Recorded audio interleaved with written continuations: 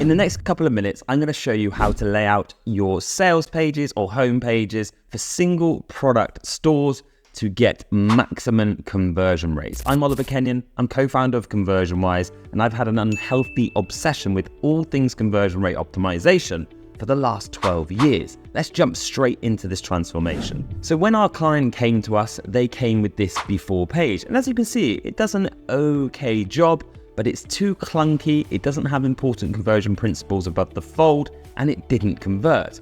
Here's the after page, and let's run through each and every transformation. Number one, very small, we just added a notice bar that pointed out the discount for ordering multiple products. Number two, we dramatically reduced their navigation. As you can see in the before, they had this huge navigation on mobile, which pushed all important elements below the fold. So we reduced it, and we also added our trust policy bar on there.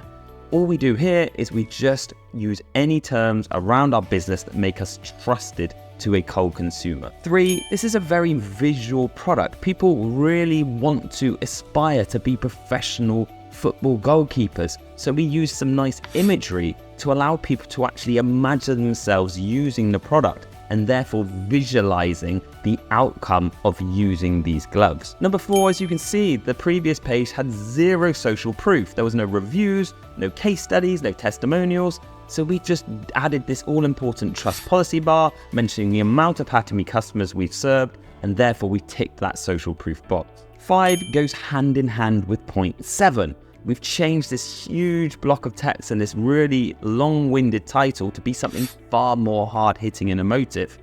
We've then cushioned it with number six, which is a very clear call to action. It has a directional cue and it stands out against the page. But then number seven, as I mentioned above, is all about that scannable, hard-hitting copy. Use benefit-driven bullet points, use clear ticks or icons to really draw attention and tell people the benefit and the value they're going to get from your product. And number eight, as I mentioned, they had zero social proof before. I don't think you can ever have too much. So we've used a real clear testimonial above the fold that buffers that call to action and therefore enhances the social proof and gets more people clicking on that magic button. Speaking of magic, if you'd like to see what my company ConversionWise can do for your ecom brand, get in touch at ConversionWise.com. Don't forget to hit subscribe, and I'll see you in the very next video.